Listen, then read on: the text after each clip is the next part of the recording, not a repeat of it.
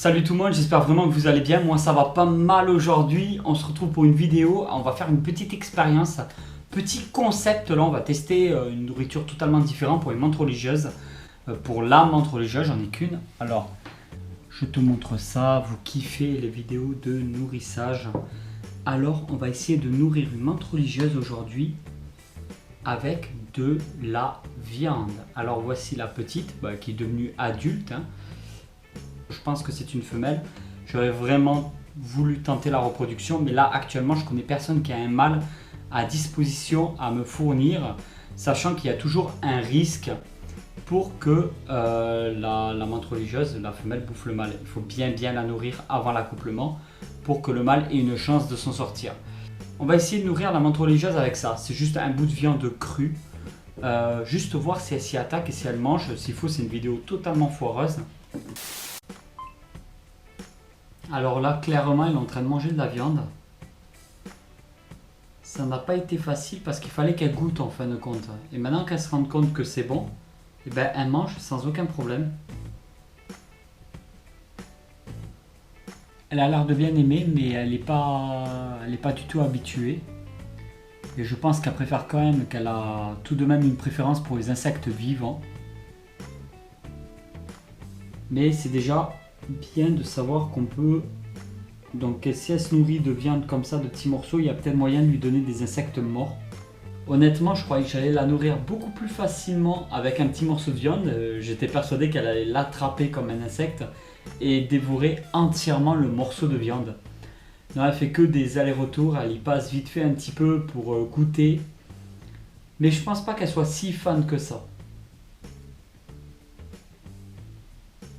Je ne sais pas si vous avez déjà testé comme ça différentes choses pour vos insectes. Mais la menthe religieuse est vraiment un insecte surprenant qui n'a pas fini de nous dévoiler tous ses mystères.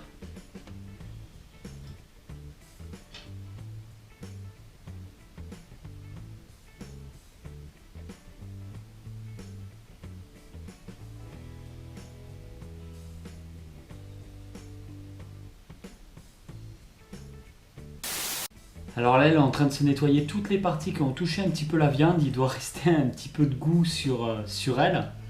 Donc elle passe son temps à se nettoyer, comme quand elle finit de manger un insecte. Elle se nettoie les petites papates. Il y a plein d'espèces qu'on peut avoir en captivité. Il n'y a pas que la mantis religiosa qui est française, typiquement de nos régions. Il y a pas mal d'espèces qu'on peut vraiment avoir en captivité sans aucune autorisation, comme la menthe orchidée par exemple. Il y a aussi des espèces qui proviennent d'Afrique et qui sont magnifiques. La menthe religieuse ne vit pas très longtemps en captivité. Elle vit en moyenne, que ce soit de toute façon en captivité ou dans la nature, elle vit pas plus d'1 an en moyenne. Alors le gros souci, c'est qu'il y a très peu d'éleveurs en France qui en ont. Pourquoi? Parce que comme c'est un insecte qui ne vit pas très longtemps, il faut assurer les nouvelles générations qui arrivent derrière. Le truc, c'est que si on se foire sur une génération qu'on n'arrive pas à avoir la prochaine, on se retrouve sans menthe religieuse et il faut trouver le moyen d'en obtenir des nouvelles. Alors ça, c'est un petit peu le côté dommage. Je trouve que la menthe religieuse ne vit pas plus longtemps, mais ça on ne le décide pas, ça c'est Mère Nature qui le décide. J'arrive à les maintenir des fois un peu plus d'1 année en captivité, mais il me faudrait absolument trouver un mâle pour que je puisse avoir les nouvelles générations pour l'année prochaine.